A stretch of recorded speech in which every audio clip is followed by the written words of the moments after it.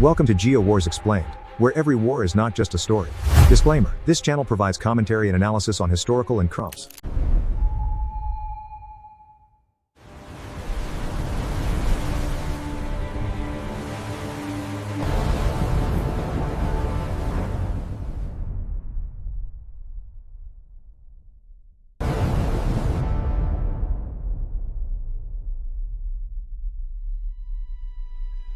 Britain entered the war facing a problem of survival, not victory.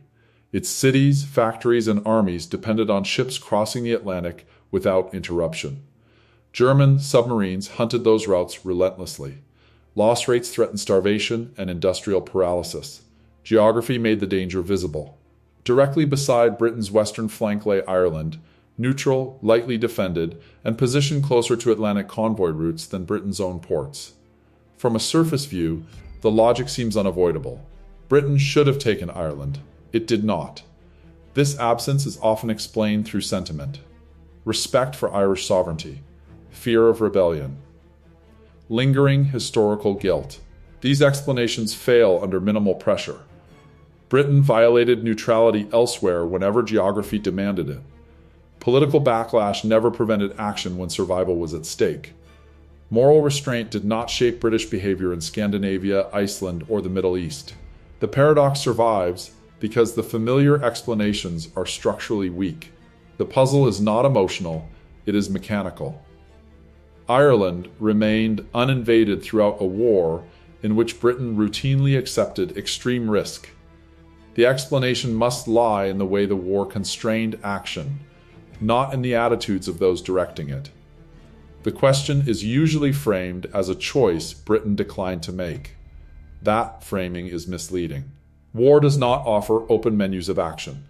It filters options through systems that determine what can be executed without collapse. Actions survive only if their secondary effects remain absorbable. An invasion is never a single decision. It is a cascading commitment. It generates logistical demand, diplomatic reaction, internal security burdens, alliance consequences, and escalation risks. An option exists only if the system can absorb all of these simultaneously. If any one effect destabilizes the system, the option collapses regardless of intent. Reframed correctly, the question becomes structural. Why did invasion never cross the threshold from theoretical possibility to operational viability? Why did it remain suspended despite repeated moments of apparent opportunity? Ireland ceases to be a missed target and becomes a stress point within an already overextended war system. Britain fought without strategic surplus. Its armed forces were allocated across overlapping existential demands. Home defense guarded against invasion. Naval forces protected global sea lanes. Air forces defended cities and industrial centers. Overseas troops secured imperial positions and prepared for eventual return to the continent.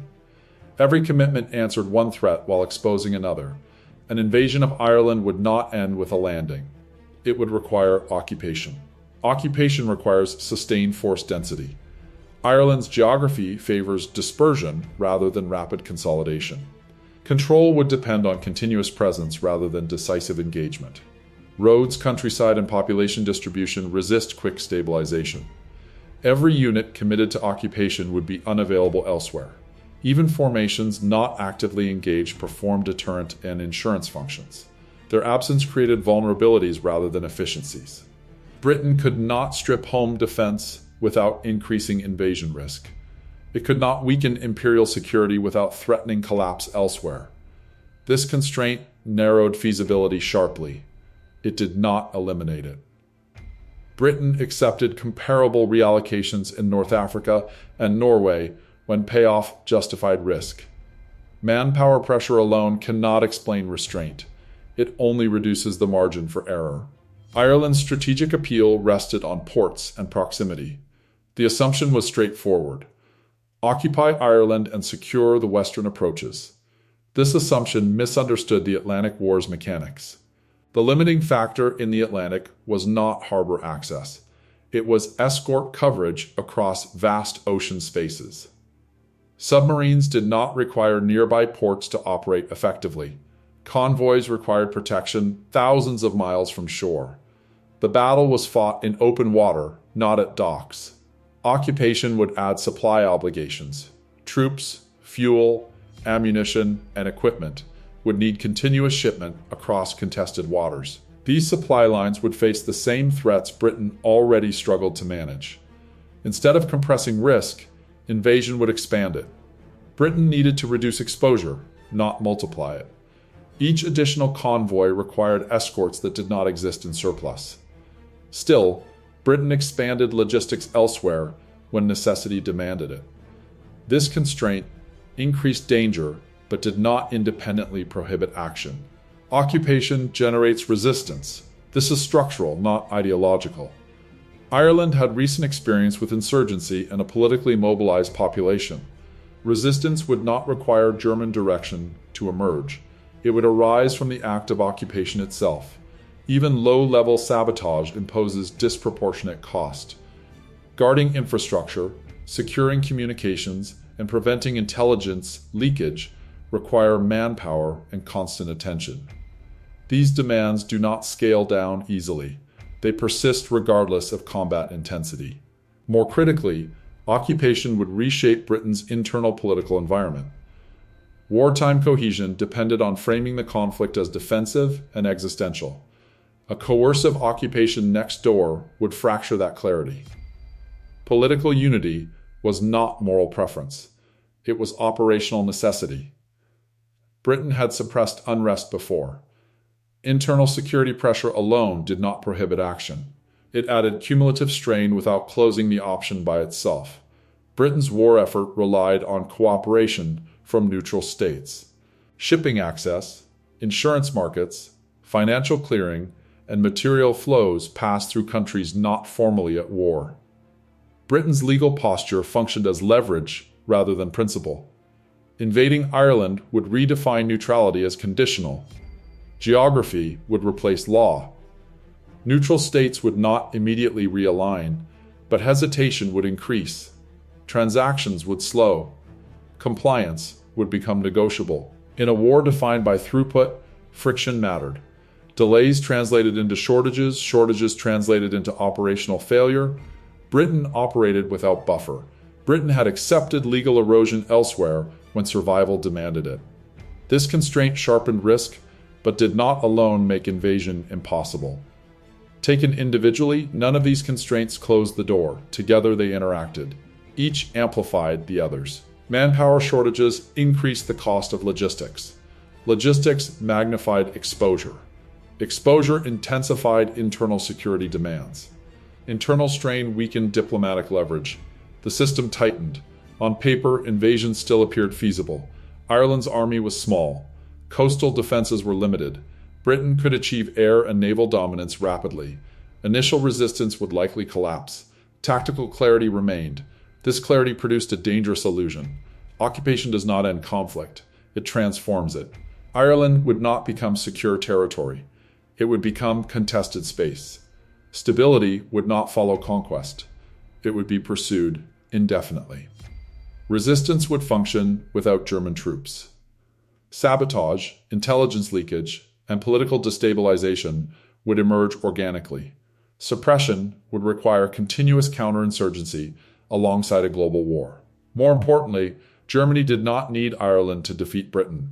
Germany needed Britain overstretched. An Irish occupation would force dispersion of naval escorts, air patrols, and ground forces westward. Assets would be fixed in place indefinitely. Once begun, withdrawal would signal vulnerability. Persistence would drain resources. The action would be strategically irreversible. Tactical feasibility masked strategic entrapment. If invasion were ever viable, it would have been when Britain stood alone. That moment appears decisive. Yet it is precisely here that constraints converged most tightly. Britain's survival depended on American material flow before formal alliance. That flow depended on political alignment and narrative clarity. Britain needed to appear as the stabilizing force resisting aggression, not expanding it. An Irish invasion would complicate justification at the moment clarity mattered most. The danger was not abandonment. It was delay. Even limited disruption in material throughput could cascade into collapse.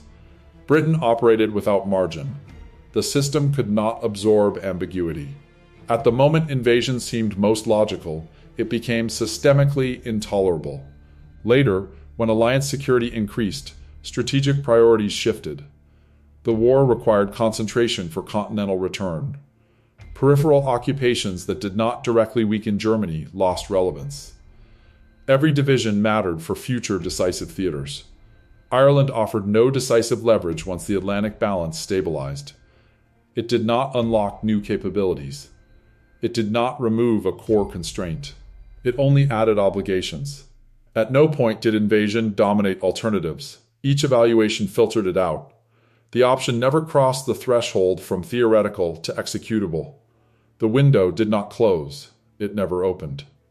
Britain did not refrain from invading Ireland because it chose restraint over force. It refrained because invasion never functioned as a stabilizing action within the war system. Every apparent gain generated secondary effects that amplified risk. The outcome was not emotional. It was mechanical. Constraints accumulated until the option collapsed under its own consequences. The war filtered actions continuously, discarding those that increased systemic fragility. Ireland remained uninvaded not through mercy or hesitation, but through inevitability. What history records as absence was the visible trace of constraint shaping outcome.